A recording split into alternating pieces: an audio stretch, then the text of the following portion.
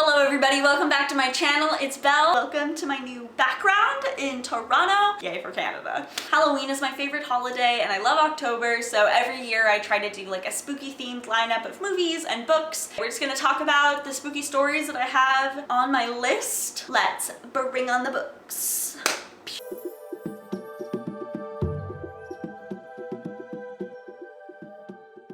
Okay, so the first book that was on my list that I have actually already finished was Salem's Lot by Stephen King. It's about vampires! Vampires are fun and Halloween-y. I noticed that I have never read a book about vampires. I never read the Twilight series, although I do think that Twilight was my first introduction to vampires. I was really struck by the fact that I've never kind of seen vampires as being particularly menacing creatures. The perception was more as like a paranormal love interest or misunderstood character for whatever reason. This is the first time that I've actually felt genuinely horrified by the concept of vampires, and to be fair, I've never sat down and really thought about oh wow, what would it be like to have a vampire suck my blood?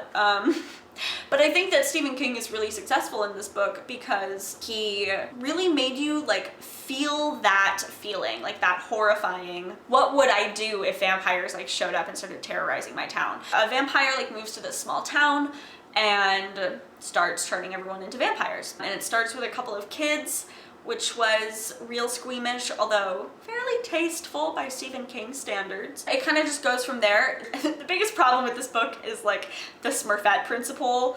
You know how all the Marvel movies, they've got Scarlett Johansson is the only gal. They've checked their little diversity box, but there's only one woman in this group of boys. That's kind of a thing. And it's called the Smurfette principle because in the land of the Smurfs, there's only Smurfette and she is the only female in the world.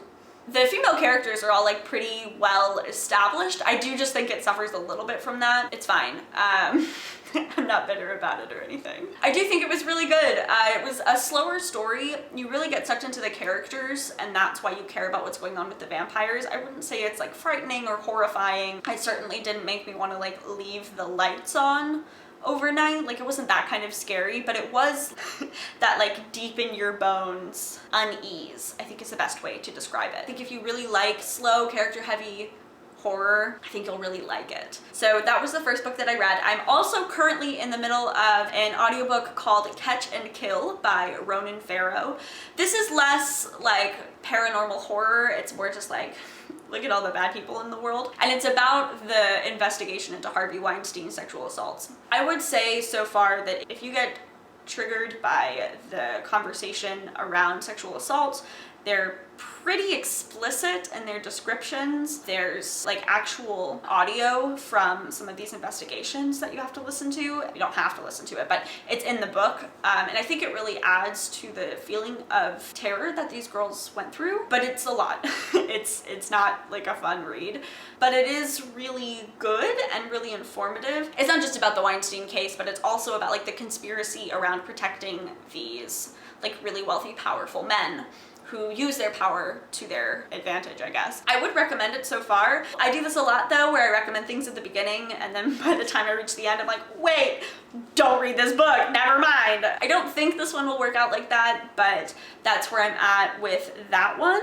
Moving on. So the next books that I have coming up on my TBR is People Like Her by Ellery Lloyd. It's a short little 250-pager thriller about this social media influencer whose marriage starts to fall apart and she has a stalker who's trying to kill her. Not a huge thriller person, but I am always looking for good thrillers to read. I'm always looking for something that surprises me and subverts my expectation. The biggest thing about thrillers is everyone's just looking for the twist, and I find I can usually guess the twists. So I hope that this one is fun and suspenseful. That's kind of all that I'm looking for. The one after that I'm really excited for, and it's called Elementals, or The Elementals, by Michael McDowell, who wrote the script for Beetlejuice and for Nightmare Before Christmas, two of my favorite Halloween October movies. And it is a horror story, a haunted house horror story about evil sand.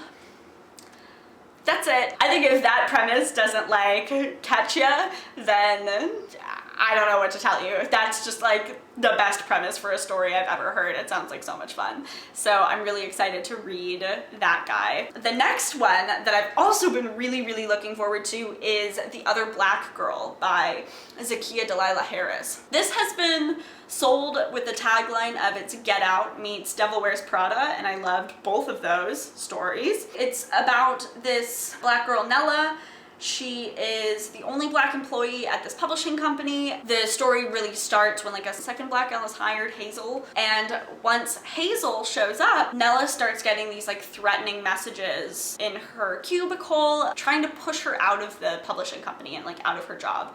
And so it turns into like this social commentary thriller-esque story. I'm super excited for it. I've heard mixed opinions on it, which I find usually happens with a lot of social commentary books because people either really like feeling uncomfortable about life or they really don't like that. So I'm very curious to see where this goes.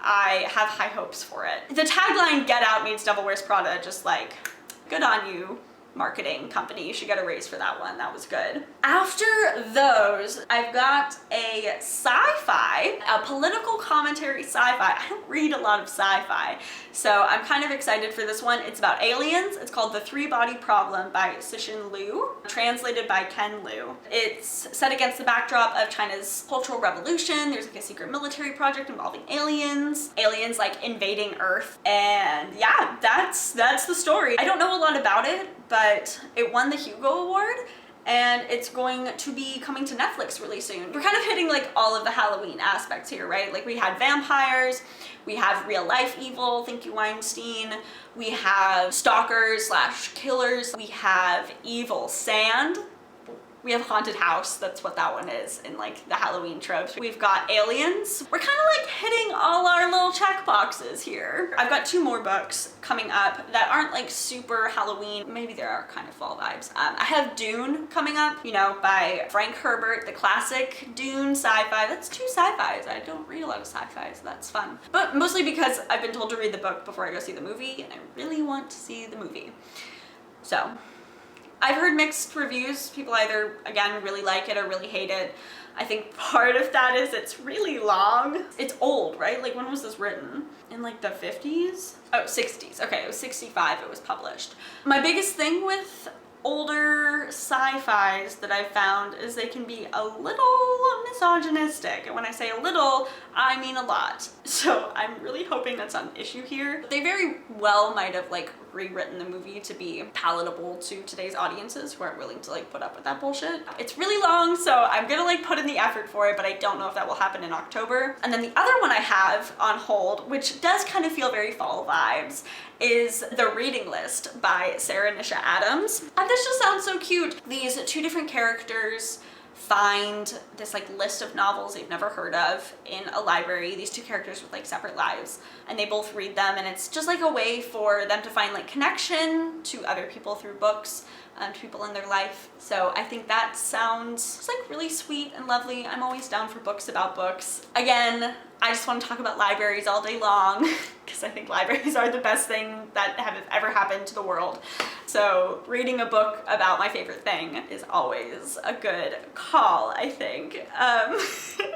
The last book that I have on my list that I really would like to read, because I was supposed to read this in September. For some reason I thought it was like 150 pages, and I was like, oh, I could like hit this in September and read just like a little. No, it's like 700 pages long.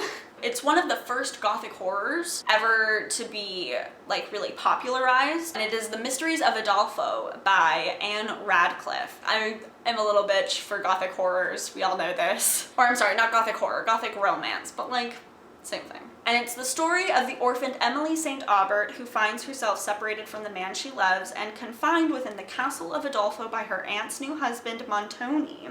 Here she must cope with an unwanted suitor, Montoni's threats, and the wild imaginings and terrors which threaten to overwhelm her. I mean, that just sounds like fun, right? I'm always here for kind of seeing the beginning of a trend that I really like. I've read some of the like newer versions of it, like Mexican Gothic is like a newer version of a Gothic romance. Crimson Peak is like a movie that comes to mind, and I really like the atmosphere of Gothic romances, so I'm really excited to see like where that kind of came from. The one thing I really love about Gothic stories is that They're just really creepy and eerie, and you don't really know what's going on the whole time. Like, I find I get really obsessed with Gothic stories. Like, you really get enamored with the characters and like what's gonna happen to this poor lead female character. If it's anything like Rebecca, I'm gonna love it. Those are all of my Halloween spooky story lineups. Checked all our Halloween-y boxes.